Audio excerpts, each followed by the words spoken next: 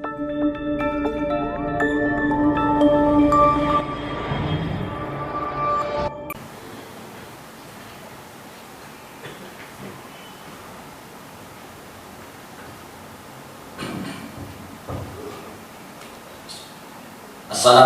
warahmatullahi wabarakatuh. Waalaikumsalam warahmatullahi wabarakatuh. Alhamdulillah, nahmaduhu wa nasta'inuhu wa nastaghfiruh wa na'udzu billahi min shururi anfusina wa min sayyiati a'malina. Wa may yahdihillahu fala mudilla lahu wa may yudlil fala hadiya lahu. Asyhadu an la ilaha illallah wa asyhadu anna Muhammadan 'abduhu wa rasuluh. Allahumma shalli 'ala Muhammad wa 'ala ali Muhammad, amma ba'd. Ayyuhal ikhwatul muslimin, usikum wa nafsi bitaqwallah wa tafazal muttaqun. Alhamdulillah, karunia dari Allah Ta'ala. Pagi hari ini Allah Ta'ala masih berikan kesempatan kepada kita untuk mendapatkan menggapai kemuliaan dari Allah Ta'ala sebanyak-banyaknya. Kita semuanya masih diberikan kesehatan, diberikan kekuatan, diberikan kemauan, diberikan kemampuan, diringankan juga langkah kita semuanya untuk bisa hadir di tempat ini, di masjid ini, di tempat yang mulia, yang juga tempat yang akan dimuliakan oleh Allah Ta'ala. Kita semuanya melaksanakan sholat subuh berjamaah, dan alhamdulillah kita bisa lanjutkan lagi dengan taklim. Muslimin rahimakumullah, keutamaan sholat subuh ini tidak ada duanya. Akan sangat sayang, akan sangat eman-eman buat kita sebagai orang-orang beriman ketika kita ini melewatkan keutamaan subuh. Sampai Allah Ta'ala mengabadikan dalam ayat Qul a'udzu birabbil falaq. Qul, katakan hai Muhammad, a'udzu, aku berlindung padamu, birabbil falaq, dari pemelihara waktu subuh. Jadi artinya memang orang-orang yang mereka terlewatkan dari keutamaan waktu subuh ini betul-betul orang-orang yang rugi. Ini sesuatu yang harus dihindari. Maka minta perlindungan kepada Allah Ta'ala untuk bisa mendapatkan kemuliaan, supaya jangan sampai terlewatkan dari mendapatkan keutamaan waktu subuh. Muslimin rahimakumullah, alhamdulillah, jazakumullah khair atas kesempatan yang diberikan kepada kami untuk bisa berbagi ilmu di masjid ini, yang mudah-mudahan ilmu yang saya sampaikan nanti ada bermanfaat buat kita semuanya. Insyaallah untuk ke depan, untuk hari ini dan selanjutnya, saya baca di kitabnya Mbah Ghazali, pendiri Al-Islam, tokoh Al-Islam, At-Tijan fi Syu'abil Iman, untaian mahkota dari cabang-cabang keimanan. Alhamdulillah, kami berada juga di lingkungan pendidikan Al-Islam yang di situ kita menelaah kitab-kitabnya Mbah Ghazali yang sedemikian banyaknya. Kitabnya memang luar biasa dan banyak sekali, di tafsir ada, fikih juga ada, muamalah macam ini juga ada. Makanya yang saya ambil di kitab At-Tijan fi Syu'abil Iman, saya ambil kita baca sama-sama. Ini mulai bab pertama, bab Syu'abil Iman, bab cabang-cabang keimanan. Muslimin rahimakumullah, Allah Ta'ala mengkaruniakan kepada kita ini Islam, alhamdulillah, dan tentunya keislaman kita ini harus dilandasi dengan keimanan. Ketika kita ini menjalankan Islam, yaitu Islam itu lebih ke wujud amalannya. Kita melaksanakan sholat, kita melaksanakan puasa, kita zakat, kita haji, dan lain sebagainya. Itu wujud amalan. Nah, ketika orang menjalani amalan-amalan itu tadi, maka tentunya harus ada landasan-landasan. Nah, yang namanya iman itu ada di dalam hati manusia. Artinya satu keyakinan bahwa ketika kita semuanya datang ke tempat ini, kita pagi-pagi kita relakan untuk bangun, datang ke tempat ini, kita sholat fajar 2 rakaat, kita sholat subuh, kemudian kita taklim itu tadi, maka tentunya kita perlu paham, kita perlu sadari bahwa kedatangan kita ini landasannya apa. Jangan sampai kita semuanya datang ke tempat ini cuman karena kebiasaan saja, karena rutinitas saja. Insya Allah barangkali kita sering mendengar tentang hadis-hadis tentang niat. Ya. Yang jelas dari sana kita dapatkan bahwa amalan itu akan sangat bergantung pada niat-niat kita. Amalan kita ini akan dinilai oleh Allah Ta'ala dengan penilaian kayak apa, itu sangat bergantung pada niatan-niatan kita. Dan niatan kita, yang namanya niatan itu mengarah pada motivasi kita. Apa sih kira-kira motivasi kita hingga kita ini mau datang ke tempat ini pagi-pagi ini? Itulah landasan yang pokok, yang betul-betul harus melandasi pada setiap amalan kita semuanya. Jangan sampai kita ini menjadi satu amalan cuma sekedar rutinitas. Oh ini wajib waktunya kita berangkat ke masjid, waktunya pulang dan sebagainya, tanpa ada motivasi, tanpa adanya keinginan landasan kita kira-kira kita kesini untuk apa. Maka kalau perlu bahkan Imam Al-Ghazali itu mengajak pada kita, mengajari pada kita, karena memang pentingnya niat. Dan niat itu pun ketika orang sudah berniat, itu sudah akan dihitung mendapati satu kebaikan. Jadi kalau perlu Imam Al-Ghazali mengajari pada kita ketika kita mau berangkat ke masjid misalnya, atau kita mau menjalani aktivitas kebaikan yang lainnya, kita perbanyak niat. Saya ke masjid nanti jelas saya akan sholat tahiyatul masjid. Oh ini saya akan sholat fajar. Oh nanti saya akan bersih-bersih masjid. Saya akan menasihati kalau ada orang yang wudunya salah. Niatan-niatan itu baru niatan saja, itu sudah mendapatkan pahala dari Allah Ta'ala. Muslimin rahimakumullah, niatan itu akan muncul dari diri kita ketika kita ini menyadari untuk apa sih kita ke masjid, tujuan apa kita ini ke masjid. Kalau niatan tujuan-tujuan kita sudah tertata, maka insya Allah akan muncul niatan-niatan itu tadi. Kemudian dengan adanya niatan-niatan yang muncul itu, insya Allah juga akan menjadi tambahan motivasi pada kita untuk menjalani amalan itu dengan kesungguh-sungguhan. Tentunya begitu. Kalau saya sering mengingatkan, dan insya Allah ketika Jumat itu saya akan selalu mengingatkan ya, untuk jamaah yang kan biasa mereka datang ke Jumat itu tergantung niatnya apa namanya akan bisa terlihat juga dari niatan orang. Orang datang ke masjid untuk sholat Jumat itu niatannya apa? Kalau memang dia niatannya cuma sekedar formalitas, maka mereka ya begitu datang mereka duduk-duduk di luar, mereka ngobrol di luar, mereka menyelesaikan dulu rokoknya, itu begitu. Nanti begitu qomat baru mereka ambil air wudhu, atau setelah azan mereka baru mengambil air wudhu masuk ke masjid. Itu lebih karena memang mereka kurang bisa menata niatan-niatannya yang kemungkinan besar kenapa mereka tidak bisa menjalani amalan Jumat sesuai dengan konsekuensi yang ditempuh tadi ya. Kenapa ya? Karena memang niatannya itu tidak tepat, datangnya ke Jumat itu tidak tepat. Boro-boro mereka mandi dulu, boro-boro mereka pakai wangi-wangian, boro-boro mereka berusaha datang terlambat supaya bisa sholat qobliyah itu tadi. Tidak, karena memang niatan mereka cuma sekedar formalitas.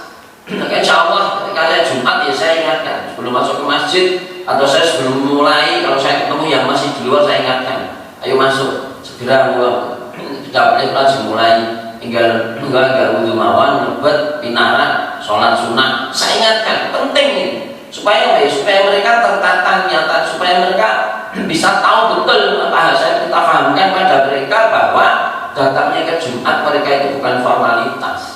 Itu pun tentunya sering juga kami tetap sampaikan keutamaan dari Jumat dan apa yang dijalankan ketika Jumat itu semacam itu. Kalau tidak paham ya akhirnya begitu ya, dan semuanya juga landasannya juga dari landasan keilmuan. Barangkali memang keilmuannya memang belum sampai ke mereka. Nah, makanya itulah yang perlu kita ingatkan. Kembali ke tadi, jadi iman itu penting. Iman itu sebagai landasan, sebagai motivasi, sebagai landasan awal niatan kita tadi akan muncul, motivasi kita ini akan muncul, semangat kita ini akan muncul. Kenapa? Karena dengan keimanan itu orang yakin bahwa apa yang dia jalani ini adalah bentuk perintah dari Allah Ta'ala dan ketika dia mau menjalani, maka dia akan mendapatkan kebaikan, mendapatkan pahala, mendapatkan keutamaan dari Allah Ta'ala. Dan itulah memang yang dicari oleh manusia. Maka muslimin rahimakumullah, itulah pentingnya keimanan, sehingga kita ini betul-betul tahu apa yang menjadi tugas-tugas dan kewajiban kita semuanya. Muslimin rahimakumullah, orang itu akan bisa menjalani keimanan itu dengan baik. Itu kalau saya melatar belakangi itu semuanya dari kefahaman orang tentang 3 hal. Yang pertama, dari mana dia itu dilahirkan? Itu orang sudah dipahami dari dulu. Dari mana orang itu dilahirkan? Dari mana orang kok kita ini tahu bisa hidup? Ini kira-kira ceritanya kayak apa? Itu yang pertama. Dan yang kedua, apa tujuan orang itu menjalani kehidupan? Orang hidup ini tujuannya apa? Kemudian yang ketiga, setelah hidup kan orang pasti mati. Ketika mati, orang mau kemana? Landasan keimanan itu akan muncul kalau 3 ini difahami. Orang ngerti 3 aspek itu tadi. Datangnya dari mana? Yaitu hidup untuk apa, dan setelah mati orang itu kayak apa? Orang itu kalau setelah mati kita mau berada di mana, dan apa yang harus jadi pertanggungjawaban kita. Barangkali kalau kita dapati filosofi Cina kuno itu ya, yang namanya kehidupan ini reinkarnasi dari kehidupan yang sebelum-sebelumnya. Itu dari filosofi Cina kuno begitu. Di orang hidup itu begitu, itu reinkarnasi. Jadi orang hidup mati, nah kemudian reinkarnasi hidup lagi, itu dan seterusnya. Nah, itu. Kemudian tujuan hidup dari mereka adalah mendapatkan karma yang baik. Orang begitu. Jadi mendapatkan karma yang baik. Untuk apa? Kalau karmanya baik, insya Allah nanti ketika reinkarnasi tadi itu nanti akan baik terus, sehingga secara turun temurun akan ada semacam itu akan terlalu baik. Itu pemikiran orang-orang Cina gitu. Atau kalau kita dapati orang-orang Barat, kalau orang-orang Barat sebenarnya mereka tahu yang menciptakan mereka itu adalah Tuhan. Betul, mereka tahu itu yang menciptakan Tuhan. Ya, mati pun nanti mereka juga akan kembali kepada Tuhan. Itu mereka pahami betul. Orang-orang Barat ya semacam itu tadi. Nah, tapi kehidupan yang ada pada mereka, untuk apa tujuan mereka hidup? Mereka gambarkan kehidupan mereka ini ya seperti jam itu. Jam ketika sudah diberi baterai, jalan ya sudah berputar itu saja, mengikuti alur kehidupannya. Itu mereka pemikirannya semacam itu, sehingga mereka tidak butuh aturan. Mereka ya paling kalau misalnya norma itu pun normanya juga terlalu kecil. Mereka tidak butuh aturan-aturan agama begitu. Kenapa? Ya seperti jam berjalan yang mengalir saja, mengalir dia jalan. Ya paling norma yang misalnya mereka memegang norma yang penting tidak merugikan kepada orang lain, itu saja. Prinsip yang ada pada mereka begitu. Kehidupan mereka ya kayak jam itu tadi berputar. Begitu baterai dipasang, hidup ya berputar. Baterainya habis, mati, selesai, sudah. Ya, tanpa ada pemahaman kira-kira setelah mati kayak apa. Itu apa namanya, pola pikirnya orang-orang Barat. Ya, bagaimana dengan orang-orang beriman? Orang-orang beriman tentunya kita menyadari bahwa kehidupan yang Allah Ta'ala berikan kepada kita ini datangnya dari Allah Ta'ala.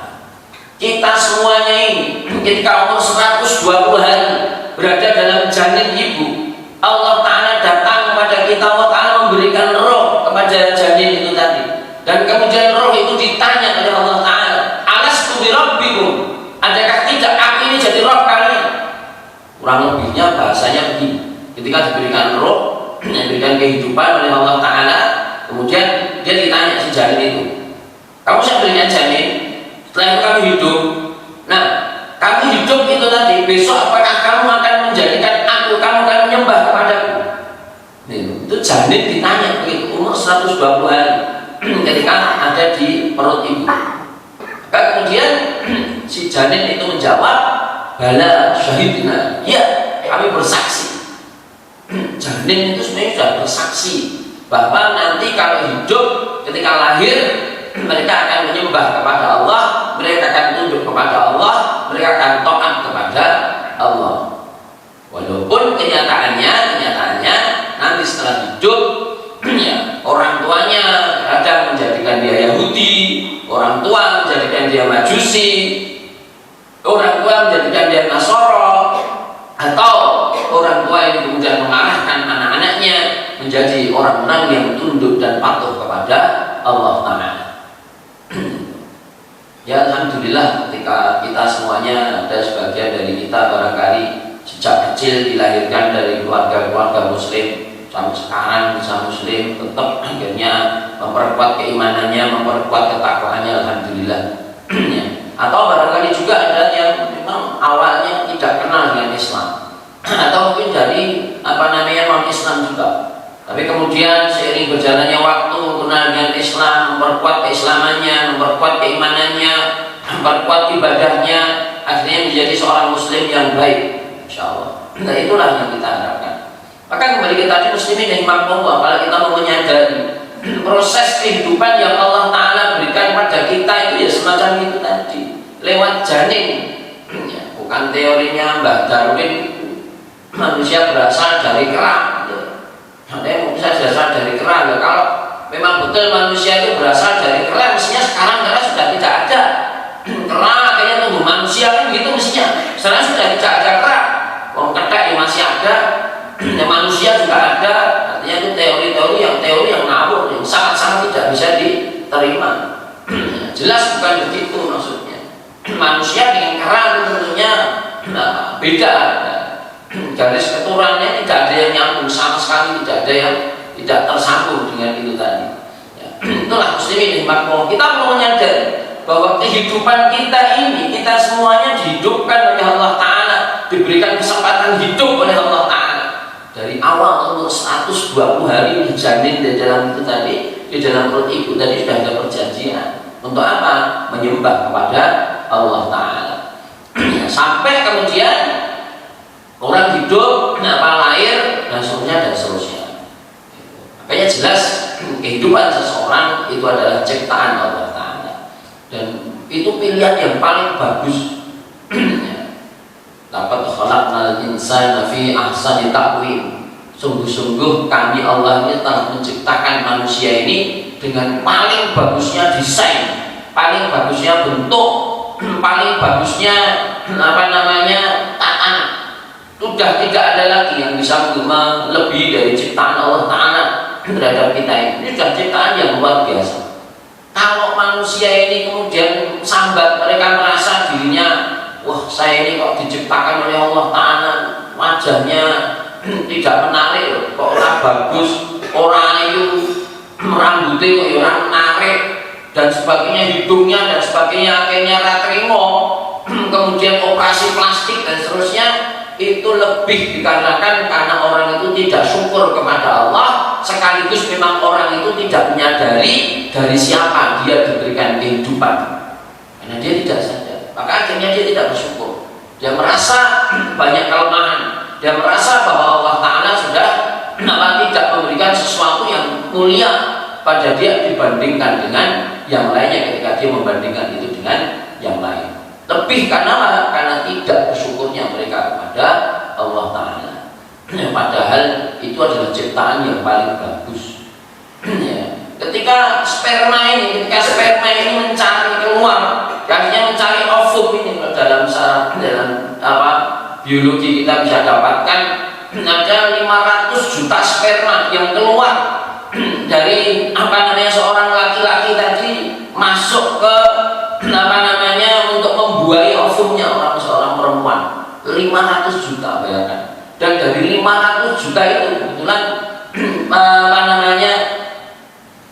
di perempuan itu ada asam, ada zat asam yang dia sebagai racun juga, sehingga ketika sperma ini terkena di zat asam yang ada dari perempuan itu tadi, selama 2 detik mati dia. Sehingga dari 500 juta itu berlomba-lomba masuk. Wah itu, dan hebatnya memang ada sinyal. Ovum ini memberikan sinyal pada sperma dan tidak akan salah sasaran, tapi memang ada benteng tadi yang namanya zat asamnya tadi. 500 juta semuanya keluar dan dalam 2 detik mereka mati. Tapi ada satu yang paling kuat, yang paling bakoh, yang paling hebat, akhirnya masuk juga lolos dari sergapan zat asam tadi, masuk ke sperma dan akhirnya terlahir terbentuklah janin. Artinya apa? Berarti itu sudah pilihan terbaik yang Allah Ta'ala berikan kepada kita. Jadi kalau kita ini mau mati, kok Iran orang ganteng ini misalnya, kalau misalnya itu tadi ya nomor 3, lu helek jadinya. Itu mestinya begitu, itu sudah yang terbaik dari yang apa yang Allah Ta'ala telah berikan kepada kita semua. Bagaimana kita tidak bisa bersyukur? Bagaimana kita tidak bersyukur pada Allah Ta'ala kalau kita memahami pengetahuan semacam itu tadi? Maka muslimin rahimakumullah, itulah karunia dari Allah Ta'ala. Jelas ya bahwa orang hidup itu adalah pemberian dari Allah Ta'ala, nikmat dari Allah Ta'ala. Kemudian apa sih tujuan orang hidup di dunia itu apa? Tegas Allah Ta'ala mengingatkan pada kita, wa ma khalaqtul jinna wal insa illa liya'budun. Dan tidaklah aku ini menciptakan manusia dan jin kecuali untuk beribadah kepada Allah Ta'ala dan tidak untuk yang lainnya. Jelas ya? Tugas kita hidup di dunia ini untuk beribadah kepada Allah. Kalau sampai kehidupan kita di dunia ini kok tidak bisa kita maksimalkan atau malah menyepelekan dalam urusan kita beribadah kepada Allah, ya berarti tujuan hidup manusia ini tidak jalan. Dan lebih lagi kita bisa simpulkan, inilah lebih dikarenakan keimanan itu memang tidak ada atau kurang tertancap dalam diri manusia. Akhirnya hidup itu sak-sae. Ya seperti orang barat tadi, orang hidup ya mengalir, misalnya kita tidak sudah butuh agama, kita tidak perlu aturan. Kalau misalnya ada ya norma-norma kemasyarakatan saja, norma-norma kemanusiaan. Tapi kalau al-Islam kan tidak. Al-Islam betul-betul mengajarkan tentang akhlak, tentang adab. Kalau kita mau mengikuti atas apa yang diajarkan dan dicontohkan oleh Rasulullah SAW, dan beliau menegaskan innama bu'istu liutammima makarimal akhlak. Aku ini diutus oleh Allah Ta'ala untuk menyempurnakan akhlak manusia. Rasulullah mengajarkan pada kita tentang akhlak. Akhlak itu diawali dari adab. Adab dulu, ketika orang itu bisa memegang adab, maka adab itu akan bisa menjadikan orang punya akhlak. Dan al-Islam atau Rasulullah SAW mengajarkan pada kita ini adab luar biasa di setiap aspek kehidupan kita.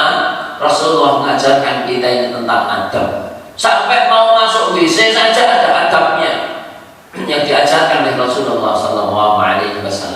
Masuk kaki kiri dulu, keluar kaki kanan. Kita masuk, kita berdoa, Allahumma inni a'udzubika minal khubuthi wal khaba'is. Kenapa?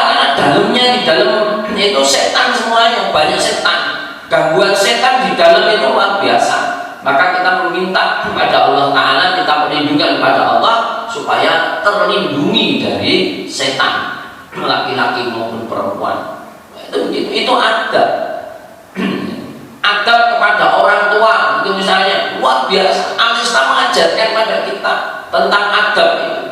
Wa qadha rabbuka alla ta'budu illa iyyah wa bil walidaini ihsan imma yablughanna indaka al-kibara ahaduhuma aw kilahuma fala taqul lahumā uffin wa la tanharhumā wa qul lahumā qawlan karīmā. Al-ayat. Bahkan kalau kita bicara tentang berbakti kepada orang tua itu nomor 2 setelah beribadah, tugas-tugas untuk beribadah kepada Allah Ta'ala. Nah, penting kita tanamkan kepada anak-anak kita supaya mereka itu tahu adab-adab itu, berbakti kepada kedua orang tuanya. Minimal yang namanya berbakti itu minimal tidak mengecewakan kepada orang tua, itu minimal. Selebihnya bisa membahagiakan atau memuliakan orang tua dunia dan akhirat. Mestinya begitu. Nah, penting anak-anak ini kita tanamkan adab supaya mereka nanti kalau adab-adab itu mereka sudah jalan, akhlaknya nanti juga akan tertata juga. Ada adab masuk masjid itu misalnya, ya, ini apa landasan-landasan keimanan juga. Adab masjid kaki kanan dulu, berdoa Bismillah wassalamu ala Rasulillah, Allahumma ighfirli dhunubi waftahli abwaaba rahmatik. Ada doanya, ada adabnya.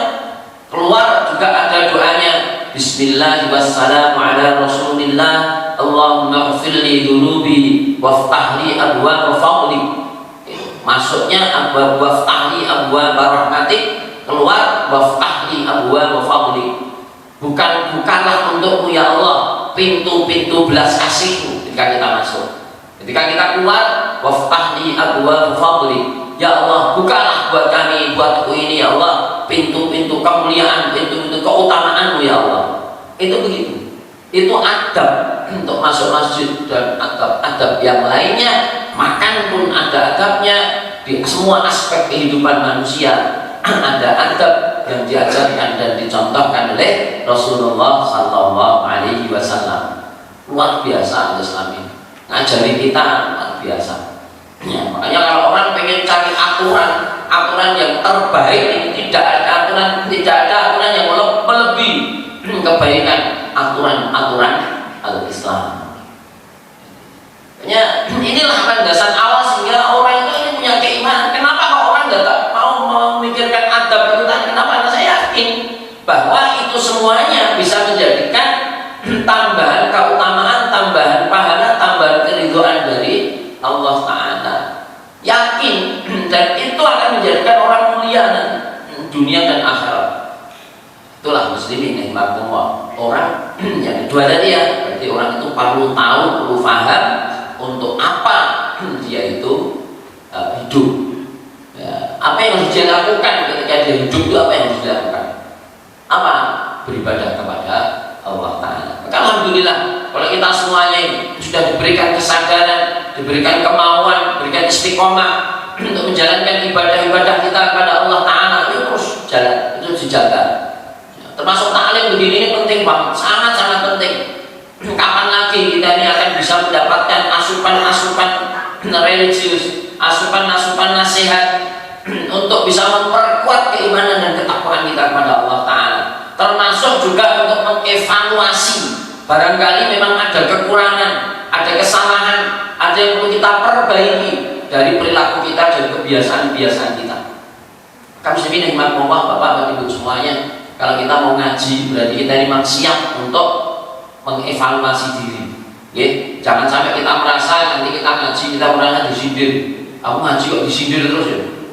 Ya alhamdulillah, kalau kita merasa tersindir, alhamdulillah berarti memang nasihat itu masuk kepada kita, itu obat buat kita yang mudah-mudahan akan bisa memperbaiki kesehatan kita, kesehatan religius kita dalam urusan kedekatan kita kepada Allah Ta'ala. Kemudian yang ketiga yang harus kita pahami ya, kemana kita ini setelah mati. Ya, kalau orang-orang kafir itu ya mereka saking putus asanya mereka nanti di akhirat ketika mereka sudah berada di neraka ya, dan mereka melihat hewan-hewan ini ketika masuk di neraka langsung jadi abu gitu ya, langsung jadi selesai lah urusannya gitu ya.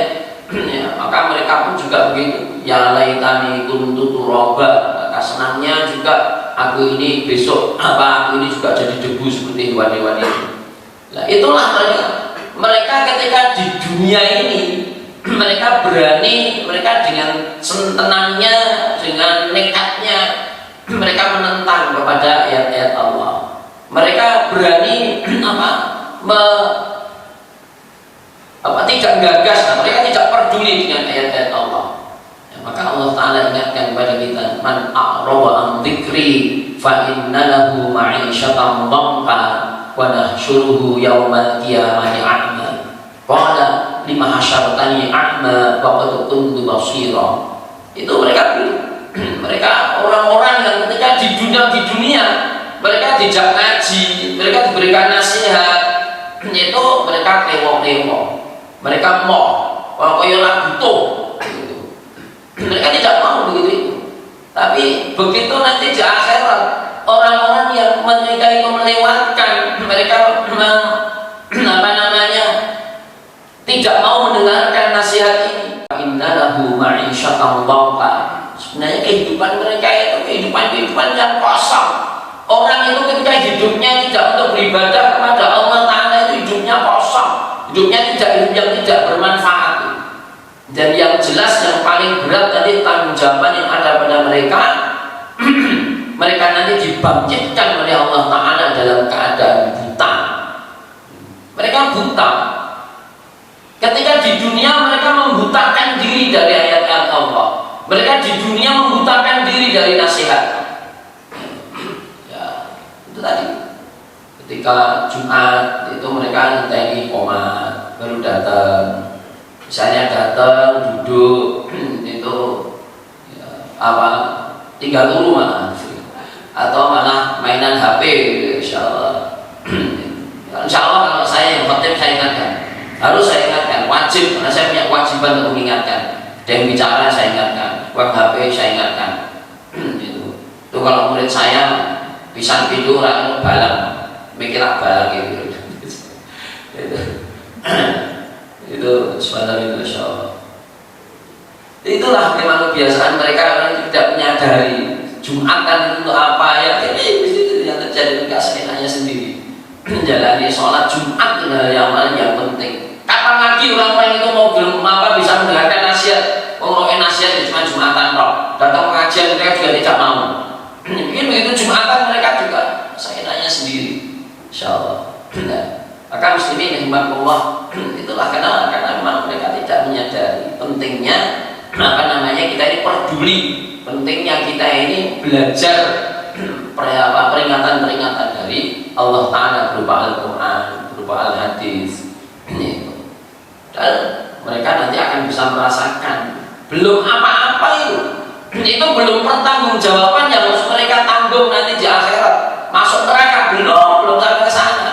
Mereka sudah mendapatkan kehinaan dari Allah Ta'ala. Mereka protes kepada Allah, lima hasyartani a'ma wa qad kuntu basira. Ya Allah, kenapa engkau bangkitkan saya ini sekarang dalam keadaan buta, wa qad kuntu basira. Sementara dulu kami ini bisa melihat. Gitu ya. Salah dewe. Kenapa dulu ketika di dunia mereka diberikan peringatan oleh Allah Ta'ala, mereka tidak mau mendengarkan. Maka kita harus paham, sekali lagi kita harus paham tujuan apa setelah kita mati, apa yang harus kita pertanggungjawabkan di hadapan Allah Ta'ala. Kematian itu bukan akhir dari segala-galanya, ya.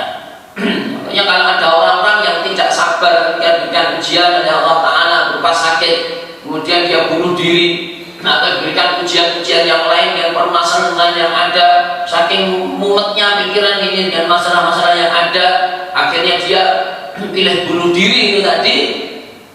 Itu adalah orang-orang yang punya pikiran-pikiran yang sangat pendek. Termasuk orang-orang kafir itu ya, orang yang mikirnya itu sangat pendek. Mereka pikir bahwa kehidupan ini orang setelah mati itu selesai urusannya.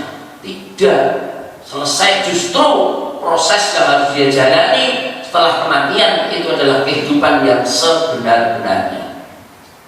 Kalau orang mendapatkan kebahagiaan, maka itu adalah kebahagiaan yang sebenar-benarnya. Kalau orang mendapatkan kecelakaan, maka itu adalah kecelakaan yang sebenar-benarnya. Jadi akhirat itu adalah keadaan yang sebenar-benarnya, ya, bukan di dunia ini. Muslimin rahimakumullah, kalau kita dapatkan dalam hadis ada ini gambaran-gambaran bagaimana dunia dengan akhirat. Ada orang-orang yang di dunia ini dia adalah orang yang paling bahagia. Di dunia ini dia orang yang paling mulia di hadapan manusia dengan takaran-takaran dunia ya. Ini orang yang paling mulia, paling hebat ya. Semua sebab kecukupan itu di dunia. Tapi ternyata orang ini oleh Allah Ta'ala ditentukan dia sebagai penghuni neraka. Nah, sebelum orang ini nanti dimasukkan ke dalam neraka, ya, orang-orang yang dia mendapati di dunia mendapati kebahagiaan yang amat sangat, orang paling kaya di dunia, orang paling hebat di dunia ini, orang paling berpengaruh, anak buahnya banyak, itu misalnya, ya, itu. Tapi kan memang akhirnya oleh Allah Ta'ala ditetapkan masuk neraka. sebelum dia dimasukkan ke dalam neraka. Dia diuji coba dulu oleh Allah Ta'ala. Orang ini dicelup ke neraka cuma sebentar, celup gitu terus diangkat. Setelah diangkat, orang itu ditanya, "Hei Fulan, kamu kan di dunia mendapati kebahagiaan yang luar biasa, kemuliaan yang luar biasa. Setelah tadi kamu merasakan celupan di neraka, apakah kamu masih merasakan apa masih ada bekas kenikmatan, kebahagiaan yang kamu dapatkan ketika di dunia?" Maka orang itu jawab, "Tidak, sama sekali tidak. Orang ini belum masuk neraka, lagi baru cuma dicelupkan uji coba masuk neraka, lu diangkat gitu saja, selesai diangkat, hilang sudah kebahagiaan dunia ini, sudah hilang, sama sekali tidak berbekas." Kebalikannya muslimin rahimakumullah, ada orang-orang yang di dunia ini mungkin paling rekoso, paling susah, paling menurut ukuran manusia ini paling arah, tapi orang ini ditetapkan oleh Allah Ta'ala masuk dalam jannah, diuji coba, celupan masuk dalam jannah, lu itu diangkat lagi, ditanya orang itu, "Kamu kan mendapati di dunia mendapati kesengsaraan yang amat sangat. Sekarang setelah tak celupin di jannah tadi, yang kamu rasakan apa?" "Yang saya rasakan adalah kebahagiaan. Kesengsaraan saya di dunia selama saya hidup hilang, sama sekali tidak berbekas." Itu muslimin rahimakumullah. Mestinya harus kita pahami untuk apa kita ini, apa yang harus kita jalani setelah kita ini mati. Orang harus paham, orang harus ngerti bahwa orang ini nanti akan mempertanggungjawabkan atas apa yang kita jalani semuanya di dunia ini. Allah Ta'ala ingatkan kepada kita semuanya juga, "Fa amma man utiya kitabahu biyaminihi fayaqulu ha umqra'u kitabiyah inni dhanantu anni mulakin hisabiyah fa huwa fi 'ishatin radiyah fi jannatin 'aliyah qutufuha daniyah kulu washrabu hani'an bima aslaftum fil ayyamil khaliyah wa amma man utiya kitabahu bishimalihi fayaqulu ya laitani lam uta kitabiyah wa lam adri ma hisabiyah ya laitaha kanatil qadiyah ma aghna anni maliyah halaka anni sultaniyah." Ini ada indikasi saja orang berindikasi nanti masuk jannah atau masuk neraka. Indikasi itu baru indikasi saja bahwa orang itu nanti akan ditempatkan oleh Allah Ta'ala di jannah atau di neraka. Itu saja orang sudah sedihnya atau bahagianya bukan main.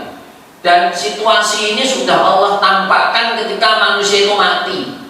Ketika manusia itu mati, ketika mati itu sudah tergambar tempat dia di nanti setelah mati gimana, dia sudah tahu.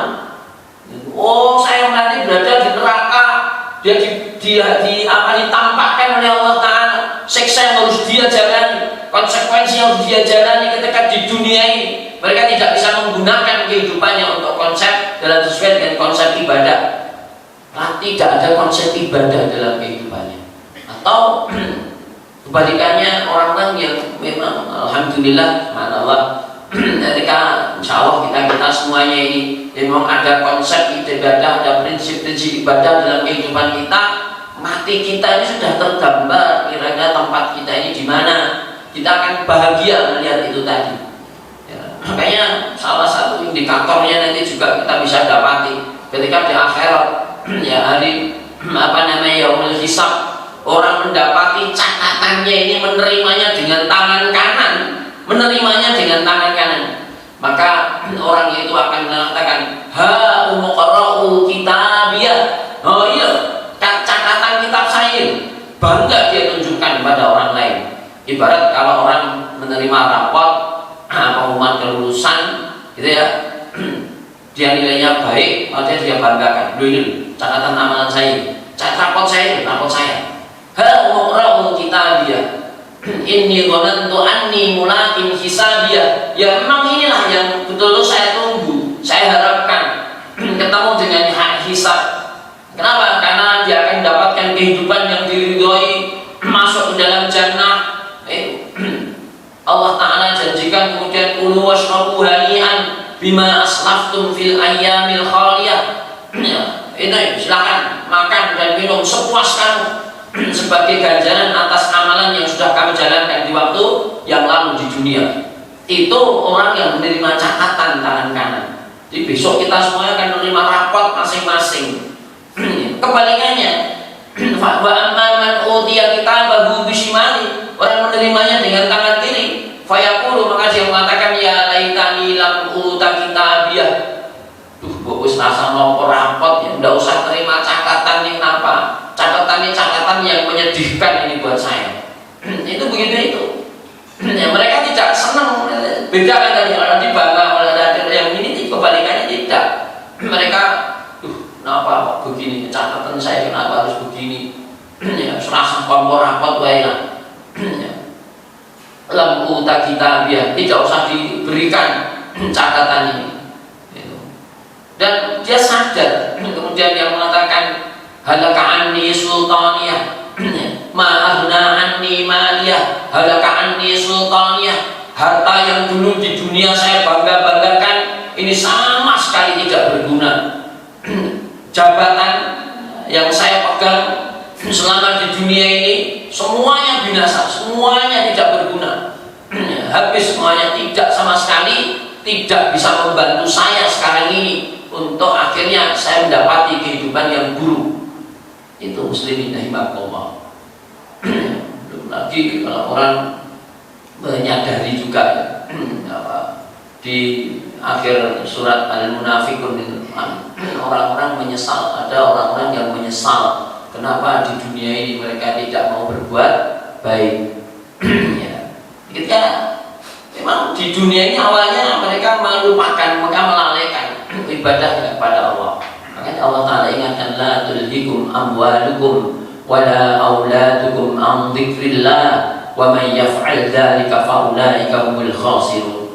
La tulhikum amwalukum, jangan sampai melalaikan amwalukum, wala aulad, harta kalian, wala auladukum, dan jangan sampai melalaikan anak-anak kalian an dzikrillah, dari zikir kepada Allah. Jangan sampai kita ini sibuk urusi harta, sibuk urusi keluarga, ya, kita menyenangkan keluarga, tapi ternyata melupakan anak kita, melupakan keluarga kita dari beribadah kepada Allah. Fasilitas kita cukupi semuanya anak-anak kita, HP kasih, laptop kasih, mereka butuh jajan kasih. Akan tapi arahan-arahan kita kepada mereka untuk apa? Sholat berjamaah, mempelajari Al-Quran, mulai dari membacanya, mempelajari tafsirnya, belum mengamalkan, ini kita lewatkan, kita lupakan. Nah, kalau sampai semacam itu, wa may yaf'al dzalika fa ulaika humul khasirun, maka kita ini akan tergolong dalam kelompoknya orang-orang yang rugi.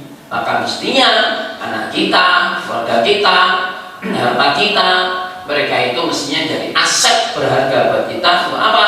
Bersama-sama kita mendapatkan kemuliaan dari Allah Ta'ala. Wa anfiqu mimma razaqnakum min qabli an ya'tiya ahadakumul maut fayaqula rabbi laula akhartani ila ajalin qarib fa asaddaqa wa akum minas shalihin. Mereka pengen nanya, dalam kehidupan ini kenapa dulu saya ini tidak sedekah, kenapa saya itu tidak menjadi orang-orang yang salih. Maka mereka itu pengen ketika mereka sudah mati, apalagi mereka ketika mereka sudah dihadapkan kepada neraka, maka mereka pengen laula akhartani ila ajalin qarib. Ya Allah, ya kami ini diberikan tenggat waktu lah sebentar, ya 3 hari lah misalnya gitu ya. Dalam waktu yang sebentar ini saya akan sedekah, saya akan beramal soleh. Padahal wala yu'akhirullahu nafsan idza jaa ajaluha, tidak mungkin kalau Allah Ta'ala ini akan mengundurkan waktu kita. Maka bismillah Allah sebenarnya dari ayat itu kan memberikan pelajaran kepada kita, ya, supaya apa? Jangan sampai kita menyesal seperti itu tadi. Barangkali orang-orang yang sudah meninggal, ya, itu mereka sekarang ini mereka meminta kepada Allah, mereka menyesal. Kenapa dulu hidup saya tidak saya gunakan untuk amal soleh? Kenapa hidup saya tidak saya gunakan untuk sedekah? Harta saya tidak saya gunakan untuk sedekah, untuk mendukung dakwah Islam, untuk membantu orang lain yang membutuhkan. Kenapa dulu saya pelit? Itu mereka menyesal gitu itu. dan penyesalan yang tidak ada gunanya akhirnya. Nah, makanya pembelajaran buat kita semuanya. Mumpung kita ini masih hidup, mumpung kita ini masih diberikan kesempatan hidup oleh Allah Ta'ala, maka ayo kita semuanya harus bisa memaksimalkan kehidupan kita ini untuk beribadah kepada Allah Ta'ala. Ya harus semangat. Orang menjalani ibadah kepada Allah Ta'ala harus semangat. Kalau kita bicara tentang pengorbanan, jadi memang kita ini kenapa harus ada pengorbanan di situ? Masuk saya boleh usul gitu ya. Nanti kalau kita ngaji, terutama di materi saya ini ada kitab At-Tijan fi Syu'abil Iman.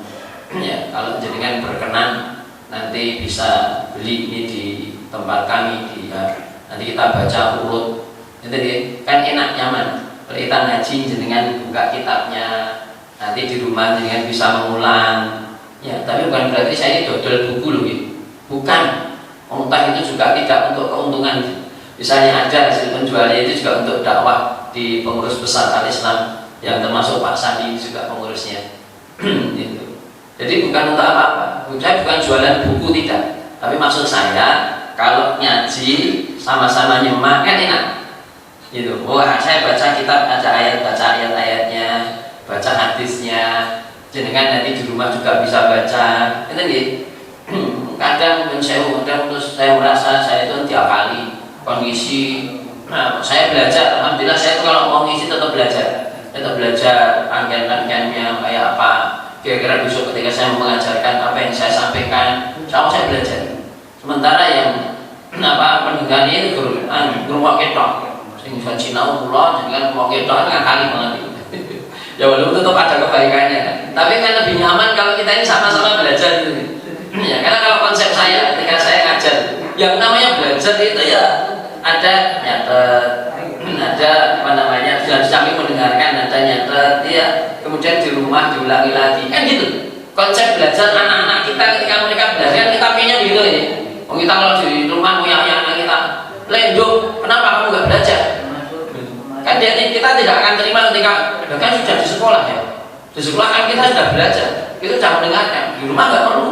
Nah, gitu. Kita tentu tidak terima kan. Ya orang ngono, ya ning omah dibaleni, kamu ulangi di rumah supaya ilmu itu nyantol. Itu saran saya ya. Kalau ini bisa alhamdulillah. Insya nanti kita akan baca urut gitu.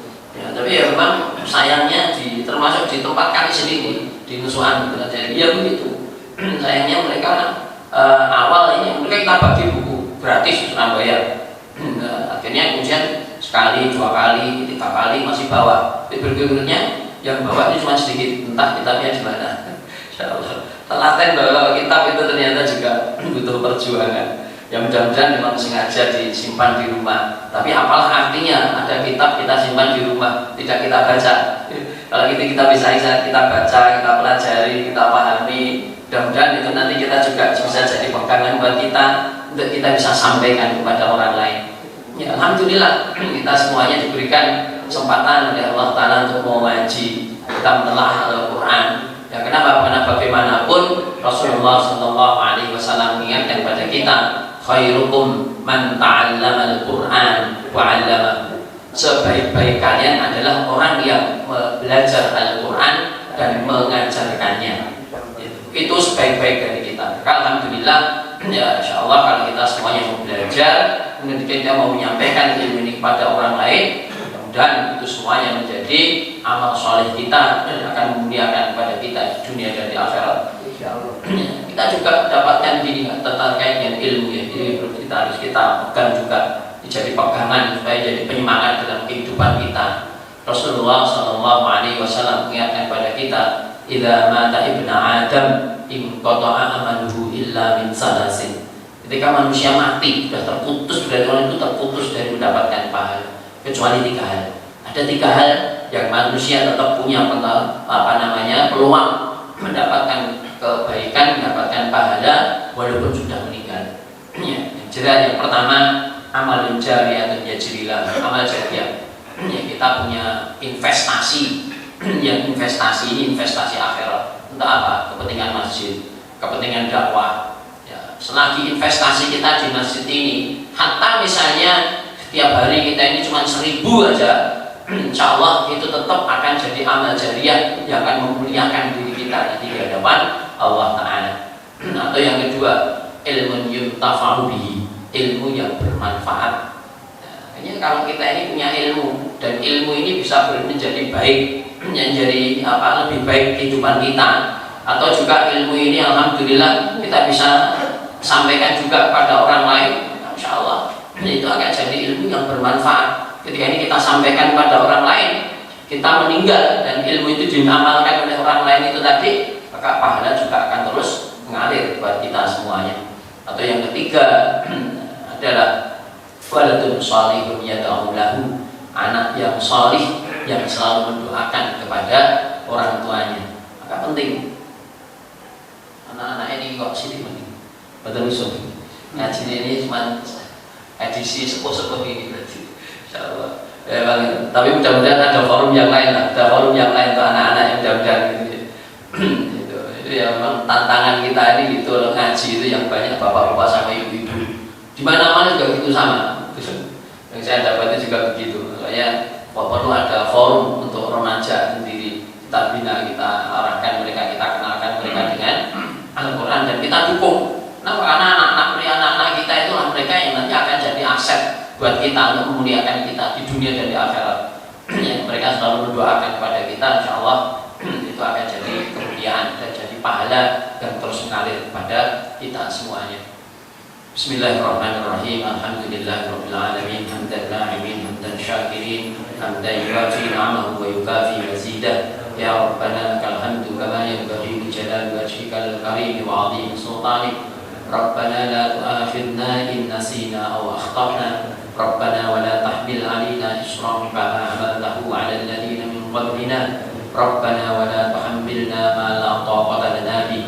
Wa'fu 'anna waghfir lana warhamna anta maulana fansurna 'alal qaumil kafirin. Allahumma iqsim lana min khashyatika ma tuhawwilu bihi bainana wa baina ma'siyatika wa min ta'atika ma tuballighuna bihi jannataka wa min al-yaqini ma tuhawwilu bihi 'alaina masa'ib ad-dunya. Allahumma matti'na bi asma'ina wa absarina wa quwwatina ma ahyaytana waj'alhu al-waritha minna waj'al sa'rana 'ala man zalamana wa la taj'al musibatana fi dinina wa la taj'al ad-dunya akbar hammina wa la mablagha ilmina wa la tusallit 'alaina man la yarhamna. Allahumma 'afina fi badanina, Allahumma 'afina fi sam'ina, Allahumma 'afina fi basarina. Allahumma inna na'udzu bika minal kufri wal faqr wa na'udzu bika min sakhatika wan nar wa na'udzu bika min 'adzabil qabr.